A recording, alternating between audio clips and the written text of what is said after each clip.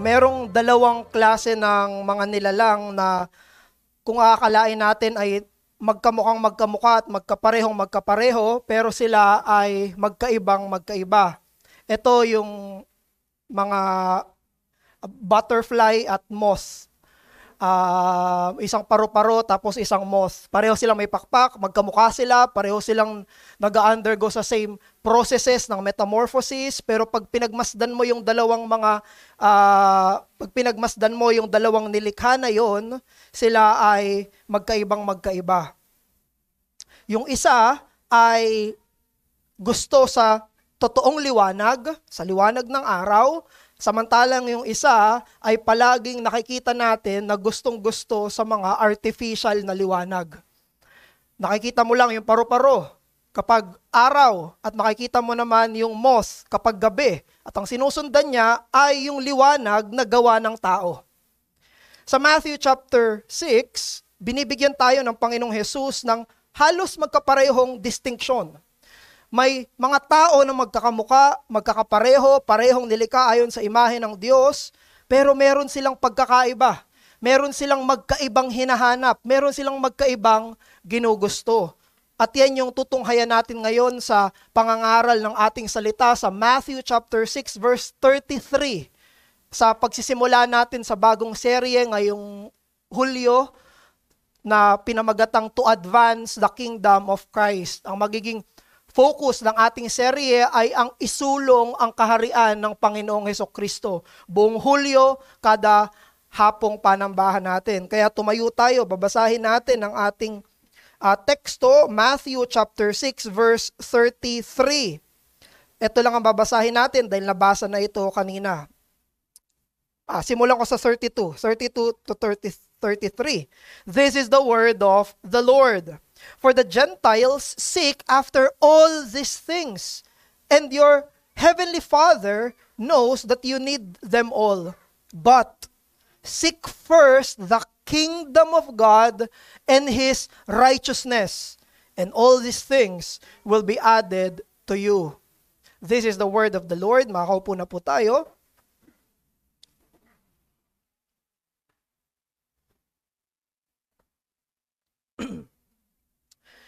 Dito, binigyan ng distinction ng Panginoong Jesus, yung mga hentil sa kayong mga mananampalataya. Sinabihan niya yung mga mananampalataya, huwag kayong mag-isip, huwag kayong mabuhay na para kayong mga hindi mananampalataya. Ang distinction na binigay ni Jesus ay sa mga Jewish believers or disciples, at ang category na binigay niya doon sa mga unbelievers ay mga hentil. Ibig sabihin, mga hindi naniniwala sa tunay na Diyos.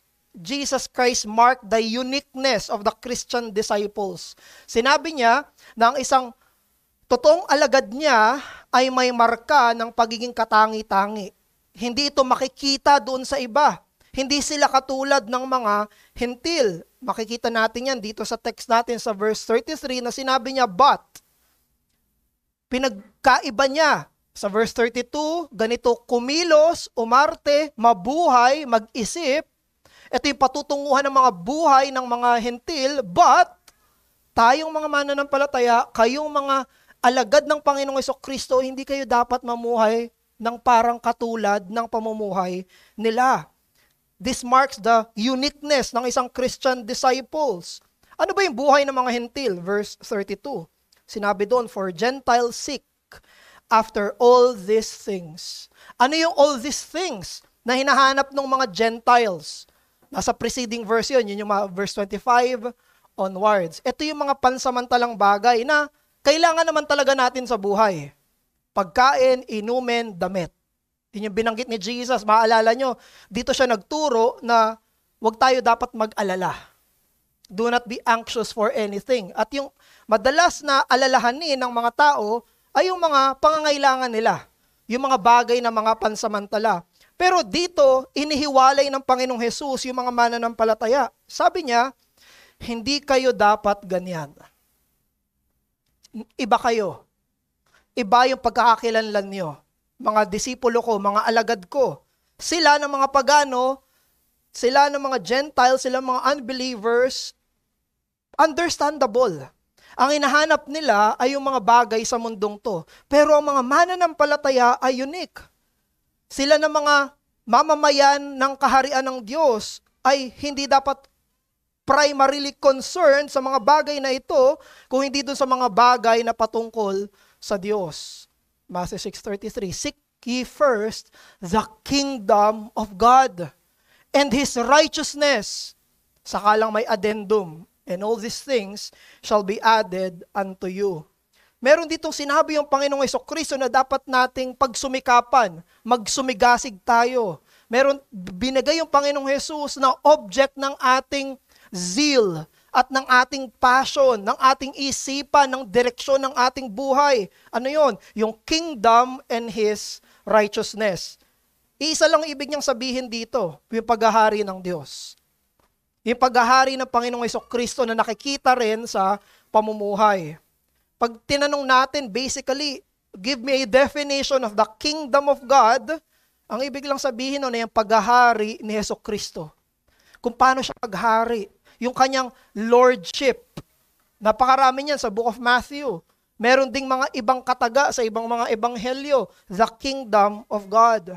Ito yung dapat isik ng mga mananampalataya at merong promise attached sa dulo.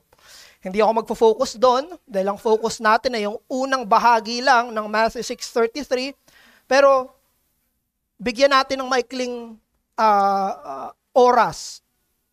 May promise attached doon sa Matthew 6:33. Sabi niya, isik mo ang kaharian ng Diyos at ang katwiran niya. Anong kasunod? And all these things shall be added to you. All these things, yun yung sinisik rin ng Gentiles. Ano yung sinisik ng Gentiles? Food, water, clothing. Sinabi ng Panginoong Jesus, unahin mo ang Diyos, unahin mo yung kaharian niya, unahin mo yung pagsulong ng kaharian niya, yung katwiran niya, saka ito idadagdag sa iyo. Bilang isang curious sa Bible, at kinukumpara ko to sa mga karanasan ng ibang mga tao, mga mananampalataya, isa ito sa bumabagabag talaga sa kaisipan ko. Paano meron ng mga nagugutom na mga mananampalataya? Paano may mga ganito? At tinama ako ng salita ng Diyos sa kaisipan kong ganon.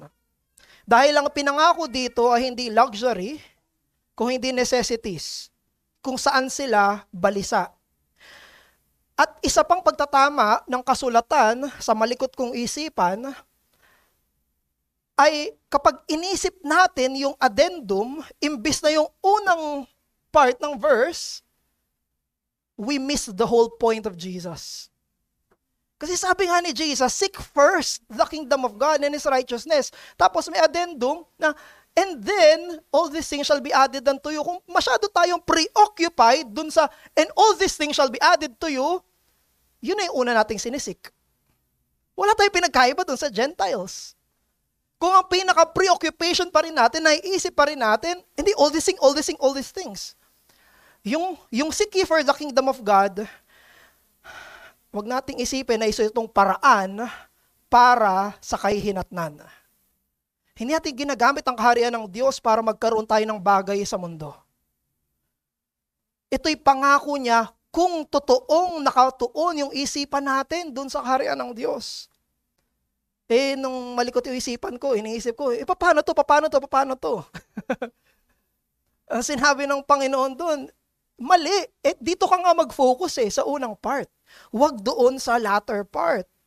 Kung yung promise attached becomes our primary motivation, it totally misses the point of Jesus. Ang dapat na mag-preoccupy sa mind natin is yung seeking of the kingdom. Yun dapat ang maging pursuit natin. At ang pangako niya, ang Panginoon ang bahala doon. Siya ang bahala doon. Meron siyang trabaho sa atin, meron siyang pinapa-seek sa atin, at hindi yon yung sa latter clause. Yun ay yung nasa unang clause ng ating text. At yan ang unique identity ng isang Christian disciple. Yung hindi siya preoccupied dun sa all these things shall be added unto you. Ang uniqueness ng isang Christian disciple ay nakafocus siya doon sa seek ye first the kingdom of God. Hindi dun sa kasunod na pangako. Ang purpose ng kanyang buhay, ang pinopursue ng kanyang buhay ay hindi kung ano yung pinopursue ng mga unbelievers. Wala kang makikitang hindi mananampalataya na ang gusto nila na direksyon ng buong buhay nila at gugulin nila ang kanilang buhay sa kaharian ng Diyos. Puro pang dito lang ang kanilang hinahanap. At dyan ang pinagkaiba ng mananampalataya ng isang alagad ni Jesucristo. Kaya yan yung mensahe natin ngayong hapon na ito tungkol sa kaharian ng Diyos. The unique identity of the Christian disciple is his prioritized pursuit of the kingdom of Christ. Ito yung natatanging pagkakakilanlan ng mga Kristiyanong alagad. Yung kanilang prioridad sa pagsusumigasig sa kaharian ni Jesucristo. Doon sila naka-concentrate at naka-focus. Ang kaharian ni Jesucristo ang kanilang direksyon ng kanilang pamumuhay. Ang kaharian ni Jesus ay hindi nakikita ng mata sa mundong ito. Pero ito ay totoo. Luke 17 verse 21, the kingdom of God is in the midst of you. Hindi makita ng mga kausap ni Jesus. Pero sabi niya, nasa kalagitnaan na natin yung kaharian ng Diyos. Ang paghahari na ito ay hindi kinikilala sa mga panlabas lang na mga ginagawa, kung hindi sa Romans 14:17, sa righteousness, peace, and joy in the Holy Spirit. Nakakapasok tayo sa kahariang ito, hindi sa pamamagitan ng normal na paraan, kung hindi sa pamamagitan ng bagong kapanganakan. Unless one is born again, he cannot see the kingdom of God. John 3 verse 3. Ang pintuan ng kaharian ay napakalawak at bukas na bukas para sa mga mapagpakumbaba. Whoever humbles himself like this child is the greatest in the kingdom of heaven. Matthew 18 verse 4. At ang kapangyarihan ng kaharian na ito ay hindi sa pamamagitan ng puro salita, kung hindi nakikita sa kanilang buhay at sa kanilang mga ginagawa. The kingdom of God does not consist in talk, but in power. 1 Corinthians 4 verse 20. At ang kaharian na ito ay parehong mapagbiyaya at hindi mayayanig. Therefore, let us be grateful for receiving a kingdom that cannot be shaken. Hebrews chapter 12 verse 28. Ito yung kaharian na sinasabi ni Jesus na pagsumikapan natin. Ito yung kaharian na dapat isulong natin. Isang kaharian na maging parte tayo sa pag-usad nito. Bakit natin kailangan pagsumikapan yung kaharian ng Diyos? Dahil mahal natin si Jesus. That's why. Dahil gusto natin nakikitang naghahari siya. That's why. Dahil gusto natin nakikita natin na pinaparangalan siya ng bawat tuhod. That's why. Bakit natin ipupursue yung kingdom na ito? Dahil karapat-dapat yung Panginoong Hesukristo. It is our joy to see our King treated kung paano dapat siya tratuhin. We want all knees to bow under the lordship of the Lord Jesus Christ. Hindi para sa atin, para sa Kanya. Yan ang gusto ng mga mananampalataya. Yan ang preoccupation na sinasabi ng Panginoong Hesukristo. Yan yung isik ninyo, mga alagad na mga mananampalataya. Now, ang tanong natin dito ay anong klaseng pagsusumigasig yung dapat gawin natin sa kaharian ng Diyos? What kind of pursuit? Anong ibig sabihin ng seek? Una, yung pursuit na yon ay isang panghabang buhay na hinahangad. Pangalawa, yung pursuit na yon ay inuuna sa lahat ng mga hinahangad. So number 1, yung pursuit sa kingdom ay lifelong, at pangalawa, yung pursuit sa kingdom ay prioritized. Makikita natin yan sa mga salitang ginamit ni Mateo sa pagsulat niya ng aklat niya. So number 1, yung pursuit sa kingdom, it is a lifelong pursuit. Ito'y panghabang buhay na hinahangad. Sabi ni R.C. Sproul, may isa siyang book, ang tawag ay Before the Face of God. Sabi niya, ganito daw yung ibig sabihin ng seeking.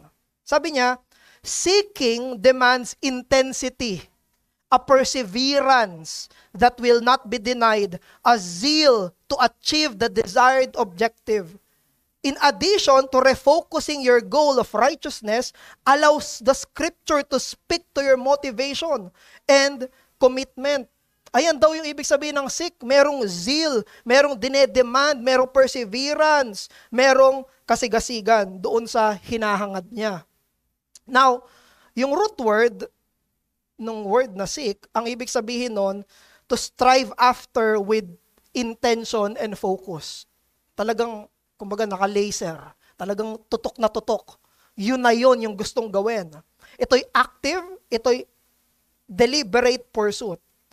Pero itong word na seek rin, ay nasa present active imperative na ang ibig lang naman sabihin ay to seek continually.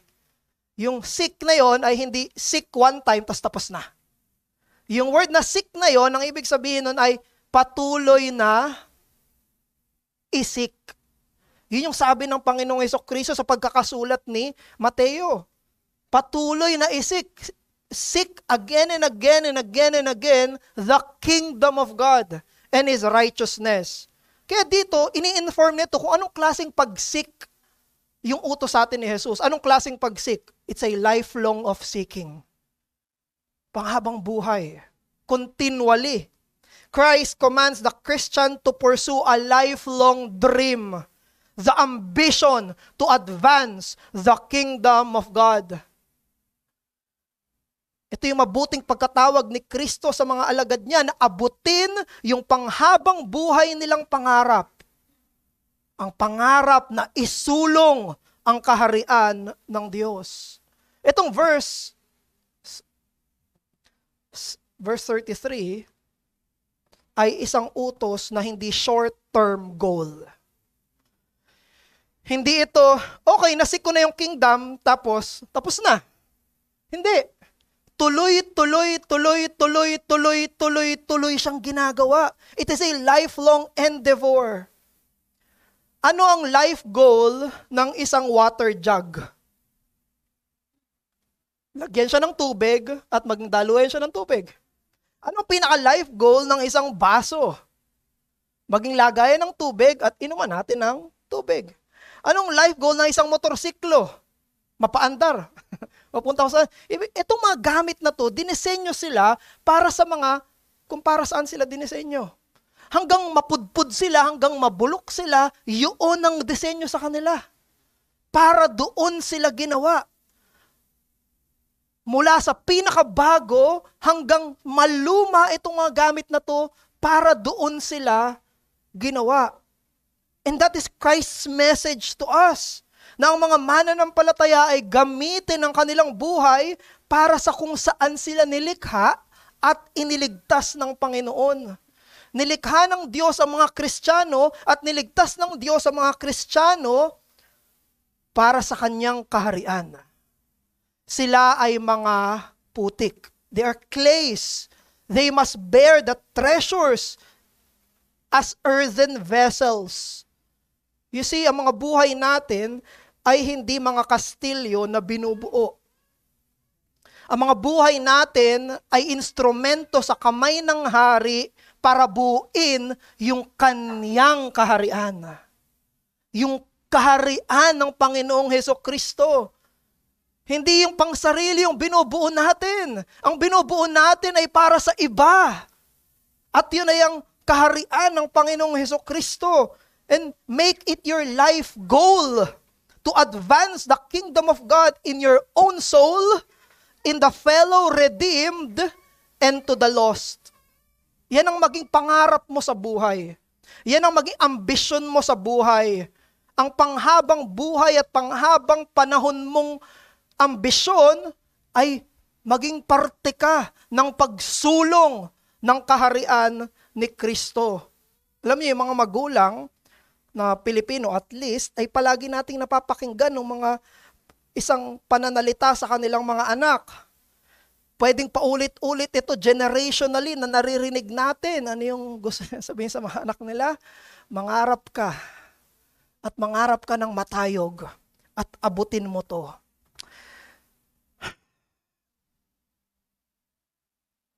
Ano yung pangarap na yon? Yung pangarap na yon ay kung anong gusto nila. Kahit anong gusto mo, ikaw ang masusunod. Kung anong gusto mo, abutin mo. Yun ba ang sinasabi ni Jesucristo? Yun ba ang pangarap ng isang mananampalataya para sa iba? Meron ba yung pinagkaiba sa pangarap ng hindi mga mananampalataya, mga hentil? Ang magkaroon ng refrigerator na punong-puno ng pagkain, ang magkaroon ng mas marami pang pera sa bangko, mas marami pang disposable budget, magkaroon pa ng mas malaking bahay, mas magkaroon pa ng upgrade sa bahay, mas magkaroon pa ng mas taas na sahod, makaahon sa kahirapan, magkaroon ako ng kung ano mang meron, higit pa sa kung anong meron sa akin ngayon. Sana'y wag niyong ma-misunderstand ito. Hindi ito masama, ang mga bagay na yan. Pero kung ito ang lifelong goal mo, ito na yung pinakakaibuturan ng pangarap mo, ubusin ko yung buhay ko, ilalaan ko yung buhay ko para dito. Anong pinagkaiba natin sa mga unbelievers?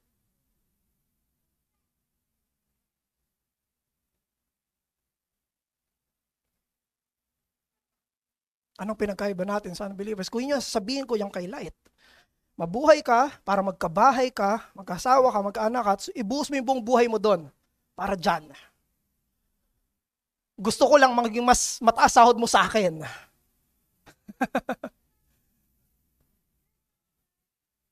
Sometime.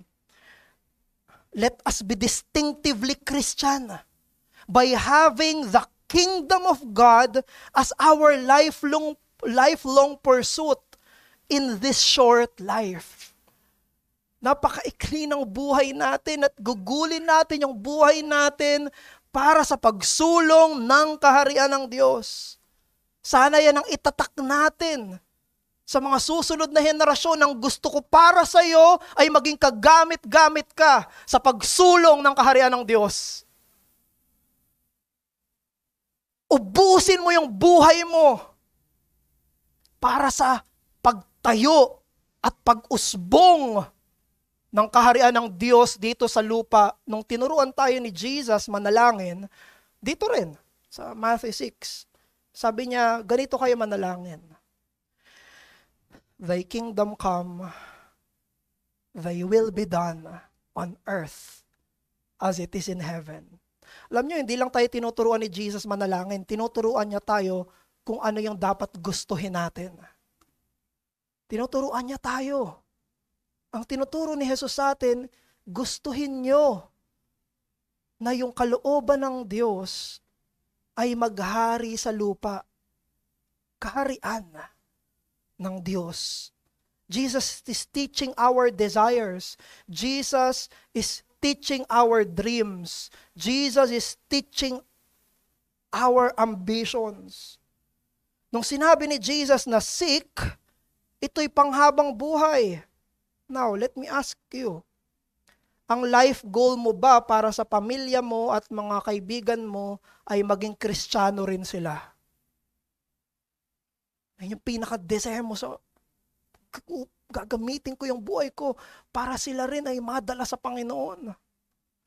Ang life goal mo ba ay yung kaluluwa mo ay mas maging sanctified, pagharian ni Jesucristo. Bubuhos ko yung buong buhay ko para ako yung mas maging sanctified sa ilalim ng Panginoon. Binubuhos mo ba yung buong buhay mo para ang mga kapwa mo mananampalataya ay mas umusbong sa kanilang pananampalataya? Alam niyo mga kapatid, totoo na dapat tayong mangarap ng malaki. At dapat nating pagsumikapan yon. Totoo yan. At yung pangarap na yon ay dapat na isulong ang kaharian ni Kristo dito sa lupa. Dream big. How big is your dream? Meron pa bang pangarap na mas malaki kaysa sa kaharian ni Jesus? Meron pang bang pangarap na mas matayog, ambisyon na mas banal kaysa sa pagsulong ng kaharian ng anak ng Diyos na nagligtas sa atin mula sa pangil ng kapahamakan? Tayo ay nagsisisi at pinapalakas ang mga sarili nating pananampalataya, tinatayo natin ang ating mga sarili, dinidisiplina natin ang mga sarili para sa isang kadahilanan na mas mataas pa sa atin, mas higit pa sa atin. Let this be the interest of your soul. The kingdom of God. Alam nyo rin, ang mga submissive at mga faithful na mga asawang babae, sila ay walang sikretong ambisyon o contradictory na pangarap kaysa dun sa pangarap ng kanilang asawang lalaki. Pag sinabi mong isang submissive at faithful wife, kung ano yung ambition ng kanyang husband, yun yung susuportahan niya. Yun yung tutulungan niya. That's what it means to be a supportive and faithful wife. And the church is the bride of Christ. Ang iglesia ay ang asawang babae ng Panginoong Hesukristo.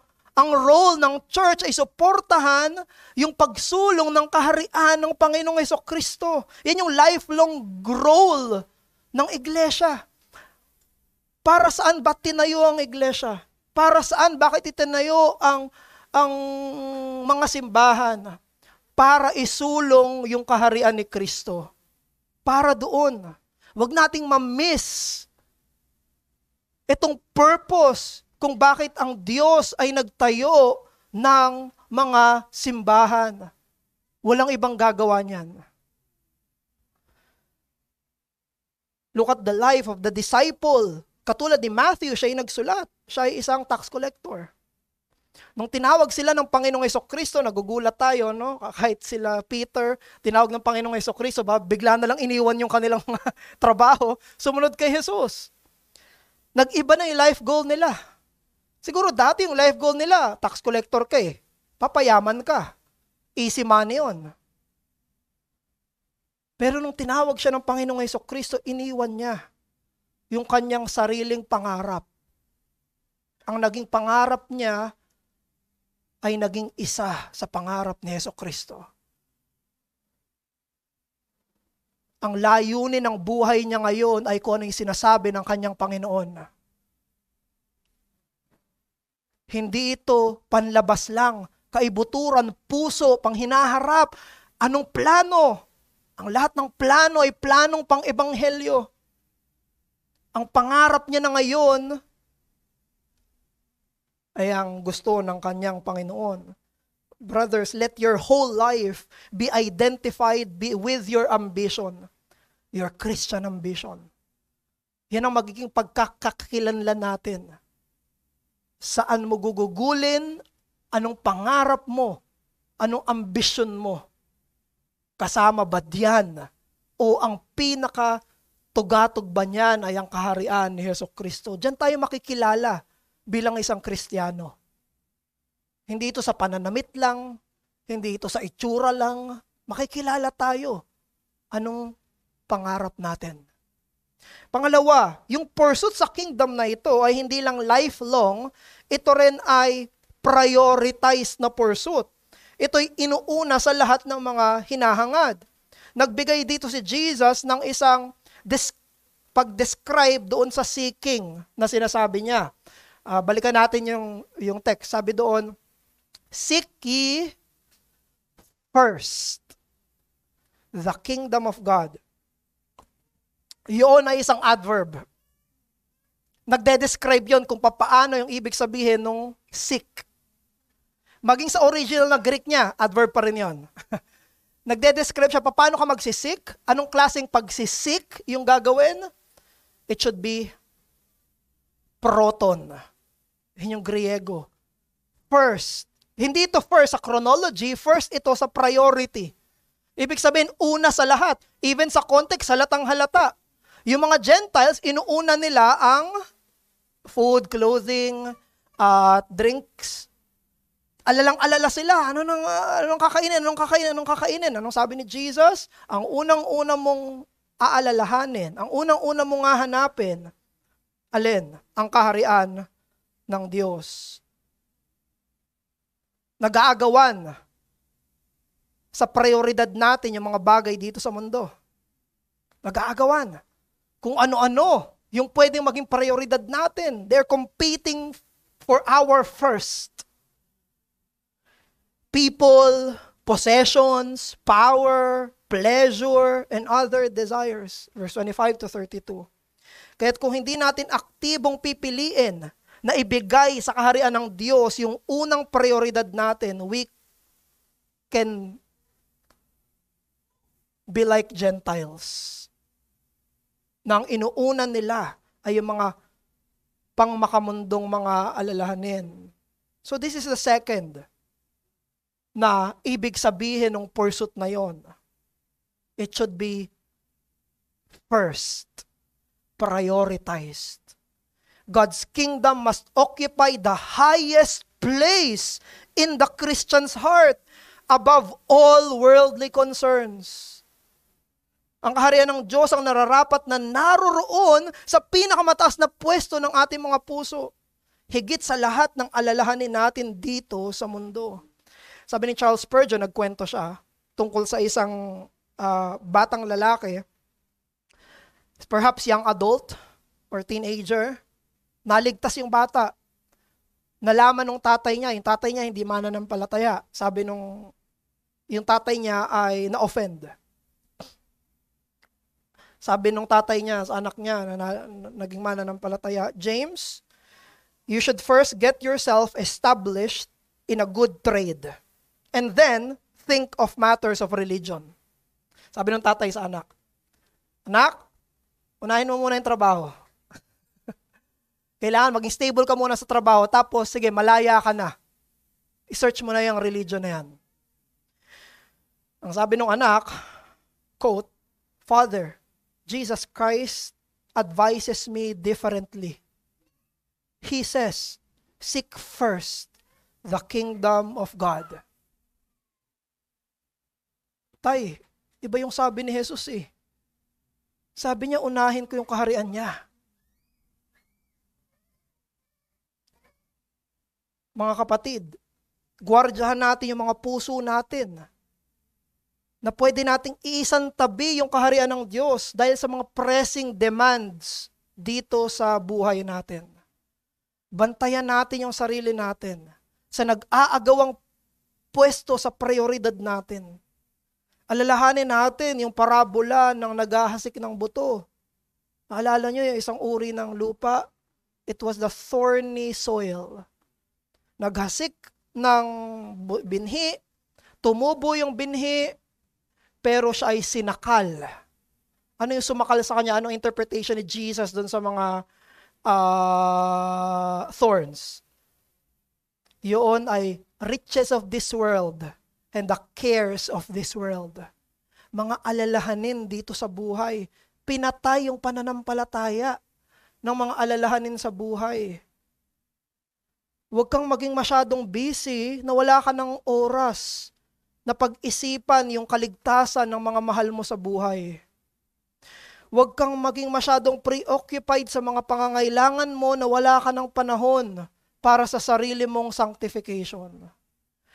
Huwag kang maging masyadong sinasakal ng mga alalahanin dito sa mundong ito na wala ng lugar sa buhay mo ang ministeryo.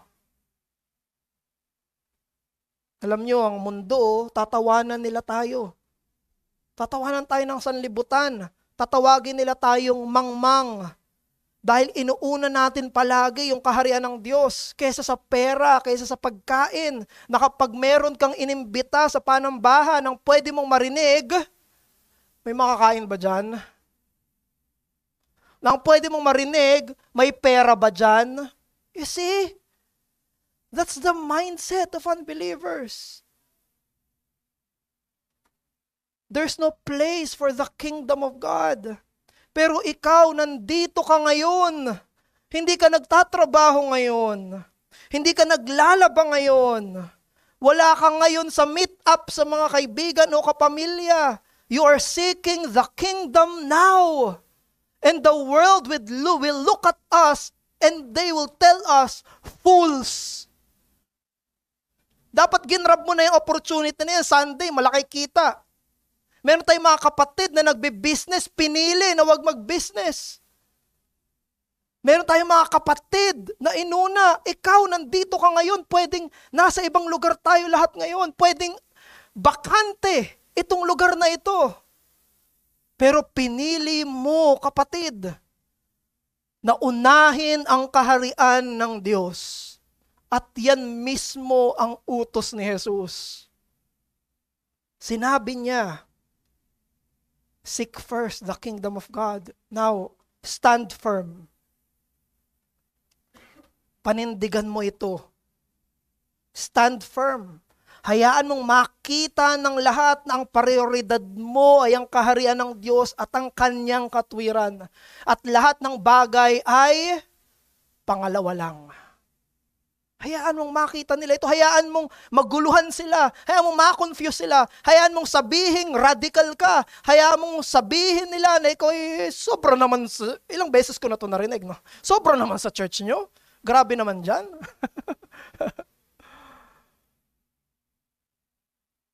But we follow Jesus Christ, not ourselves. We seek the kingdom of God first. Not all these things. Perhaps, kung hindi ka pa mananampalataya, isa ka sa mga may ganitong kaisipan. Iniisip mo na hindi dapat unahin ang kaharian ng Diyos. Kung ikaw ay hindi mananampalataya, ang inuuna mo sa buhay na to ay yung mga pansamantala. At di ito ang panawagan sa iyo. Ikaw ay magsisi sa isang buhay na nakatutok sa pansamantala. Magsisi ka. Humingi ka ng tawad sa Panginoon at tumingin ka kay Hesukristo para sa kaligtasan. Walang ibang daan papasok sa kaharian kung hindi si Hesukristo lamang. Si Nehemiah sa Old Testament, naalala nyo, siya ay isang cupbearer. Napakataas ng posisyon niya. Nasa loob siya ng palasyo ng hari.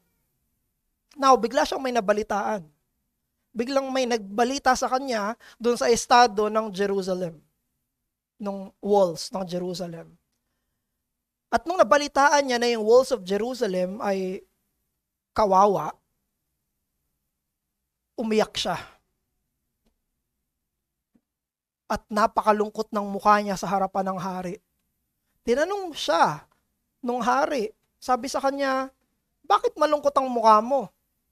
Sabi ni Nehemiah, why should my face not be sad when the city, the place of my father's graves, lies in ruins? Nasa isang maganda siyang posisyon, magandang lugar, nasa comfortable position siya. Mataas ang ranggo niya, maganda ang sahod niya, maganda ang kinalalagyan niya. Pero yung puso niya, nandun sa kaharian. Hindi siya masaya dahil alam niya na yung kaharian ng Diyos. Sa panahon noon, yung central place of worship ay Jerusalem. His heart remained there in the work of God. It was his first priority ng kanyang puso na handa siyang iwanan yung komportableng buhay para pumunta saan? Doon sa guho. Pupuntahan niya yung guho, pangungunahan niya yung marami, maghihirap siya. May mga kalaban pa. Para saan? Para sa kaharian ng Diyos. Dahil alam niya, mga kapatid, alam ni Nehemiah na siya ay tagapagtanggap lang din ng awa ng Diyos. At dahil alam niya na siya ay tagatanggap ng awa ng Diyos, ng covenant mercy ng Diyos, he sought the kingdom first. Pero merong higit kay Nehemiah, no? Merong isang higit kay Nehemiah, ang ating Panginoong Jesus. Nasa isa siyang posisyon na mas mataas kay Nehemiah. Isang posisyon bilang ikalawang persona ng Diyos, pero siya'y nagpakumbaba. Pumunta dito sa lupa, ipinanganak bilang tao. At ang lifelong goal ni Jesus At ang priority goal ni Jesus, bata pa lang siya. Bata pa lang si Jesus. Habang lumalaki siya, nakatatak sa isipan niya ang kaharian ng Diyos. Kaharian ng Diyos. Kaharian ng Diyos. Kaharian ng Diyos. Inubos ng Panginoong Hesus ang kanyang buhay para itayo ang kaharian ng Diyos at ikaw mananampalataya para maging kabilang ka doon. Yun ang ginawa ng ating Panginoong Hesus. So that sinners will be part of that kingdom of God. Kaya tumingin ka kay Jesus, alalahanin mo, bago niya inutos na isik mo yung kingdom niya, alalahanin mo, siya yung unang nagsik sa'yo. He sought you first. Siya yung unang naghanap sa'yo para sa iyong kaligtasan. And now, He is calling us to participate in this grand project. Kaya naman, hayaan mo ang oras mo, enerhiya mo, pananalapi mo, relasyon mo, decisions mo ay hubugin ng nag-iisang pangarap na ang kaharian ni Kristo ay maghari sa buhay mo, sa bahay mo, sa iglesia natin, at sa henerasyon natin. Bilang pagtatapos, katulad na magkaiba yung paru-paro at moth, ang mga Kristiyano ay hindi katulad ng mga hindi mananampalataya. Sabi mismo ng Panginoong Hesus, "You, my disciples, are different. You were not born again to chase fading things." Hindi ka niligtas para ang pagsumikapan mo ay yung pinaka-inaasam din ng mundo. Ikaw ay nabibilang sa ibang kaharian. At dahil ikaw ay bago ng nilalang, pagsumikapan mo ang bagong ambisyon.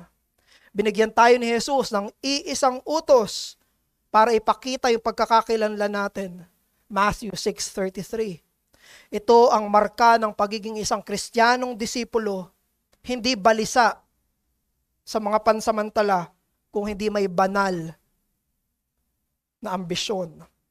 Kahit mabuhay ka para sa ating hari, asamin mo ang kanyang paghahari at maging instrumento ka na kagamit-gamit sa pagtatayo at pagsulong ng kanyang kaharian. O Diyos, maraming salamat po sa inyong talata. Maikli, pero alam namin ito'y malalim. O Diyos, patawarin mo kami kung yung buhay namin ay naging parang walang pinagkaiba sa mga hindi mananampalataya. Patawad, O Diyos. Nasaan na yung kaharian mo sa puso namin? Nasaan na yung kaharian mo sa pangarap namin? Patawarin mo kami, Panginoon, kung ang unang-unang iniisip namin ay hindi ang kaharian mo. Tulungan mo kami na magpanumbalik dito. At tulungan mo kami na manatili dito. At tulungan mo kami na manindigan dito. At tulungan mo kami na umusbong mula dito. At tulungan mo kami na makilala sa ganitong layunin. Aming Ama, Ikaw lang ang pwedeng magkumbinsi sa amin.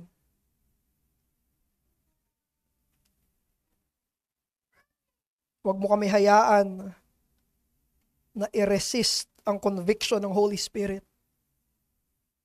Kung hindi ito yakapin namin, isa puso namin, at kami ay maging distinct sa direksyon ng buhay namin. Pinupuri kita, O Diyos, sa pangalan lamang ng Hari ng Kaharian, si Jesus. Amen.